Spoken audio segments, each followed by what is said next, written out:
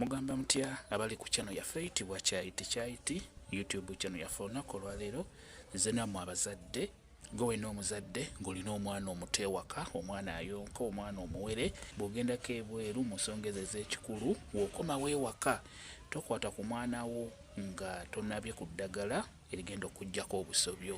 Bw'onaava eri nga wadde wayenze olina gy'obadde oli n'obaako n'omukazi omulala gw'obeera naye oba n'obaako n'omusajja omulala gw'obeera naye, kikulu nnyo wodda ewaka sooka onabe ku ddagala lino ligenda kuyamba osobola okufuna omwetango. Guno guyitibwa omwetango mukulu nnyo, beera ng'ogufuna ofune n'akeeyeeyo. Kano kayitibwa akeeyeeyo akakumirizi, nako kafune lifunire wamu omwetango wamu n'akeeyeeyo. Eddagala lino ligenda kuyambako, lijja kuggyako obusobyo bwonna ng'obadde mu bwenzi wodda ewaka. Sooka onaabe eddagala lino liyengere mu bbaafu lyeyiire omubiri gwonna, n'oluvannyuma obeera osobola okusitula omwana wo, obusobyo bujja kuba bukuvuddeko bulungi nnyo. Naddala mu abaami bw'ogendako ebweru eyo nga bwe mubitegeera, bodda ewaka ng'olinayo omwana omuto tosooka musitula, tosooka mukwatako.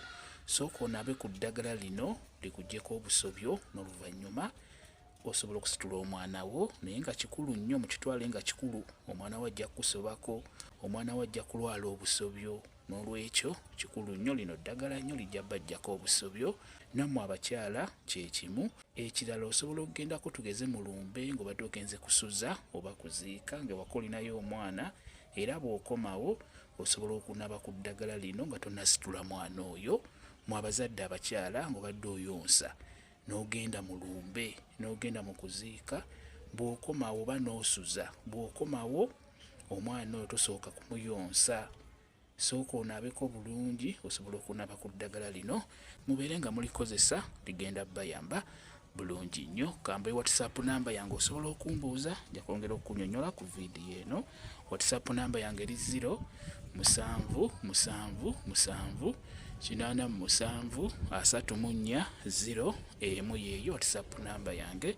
Mwebale kubeera ku channel yaffe eyitibwa Kyaiti YouTube channel yaffe. Kyembasaba mugende mu maaso n'ogyegattako mubeere bulungi. Mweraba.